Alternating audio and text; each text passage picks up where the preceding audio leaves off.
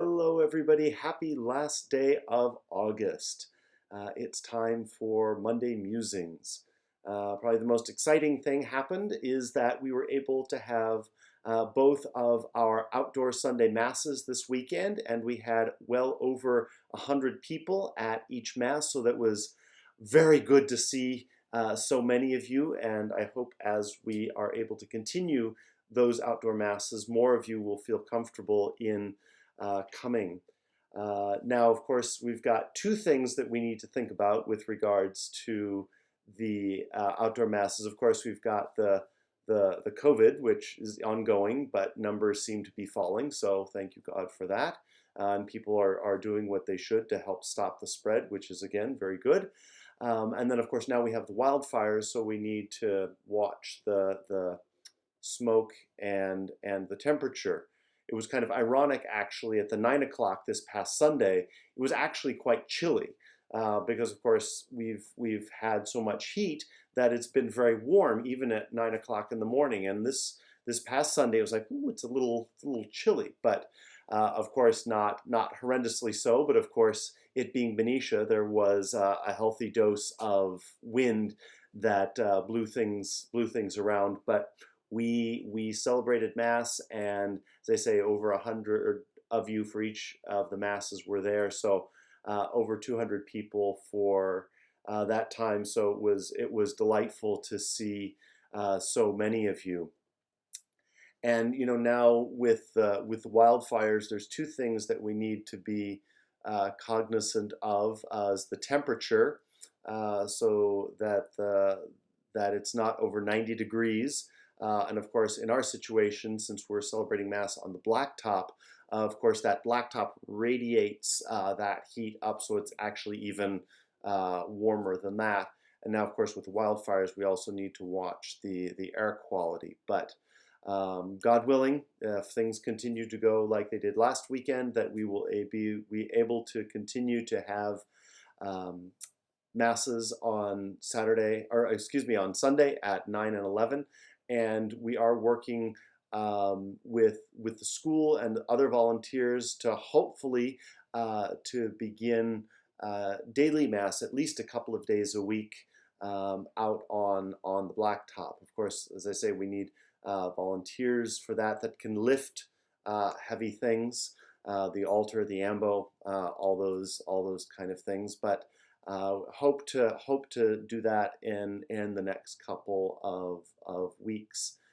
If you are nice and strong and can lift, you can go ahead and contact either myself or Teresa, and we'll take your name and information down and get you going on that, because I know many of the daily Mass crowd would very much appreciate having Mass here rather than having to go to other parishes that are better set up than we are for daily Mass, and being able to leave things set up, whereas we can't because of the schoolyard and all the traffic through the schoolyard.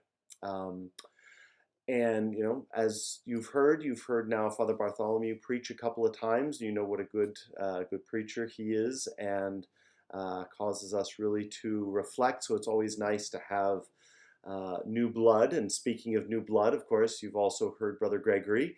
Now, I think 2 weekends that he has preached the Sunday Masses, and both Father Bart and Brother Gregory can also preach in Spanish. So our Spanish-speaking community can get a homily in Spanish on occasion, other than from Yo Soy Muy Gringo, Father Carlos, who can't do it in Spanish. Doing best I can to celebrate the Mass in Spanish, and that's been a wonderful thing to be able to learn to do, and to serve that part of our community in a way that I haven't been able to do before. So that's a marvelous thing. We also got some guidelines recently from the diocese about ministries. Of course, with the prohibition of large groups gathering, we can't have large groups gather.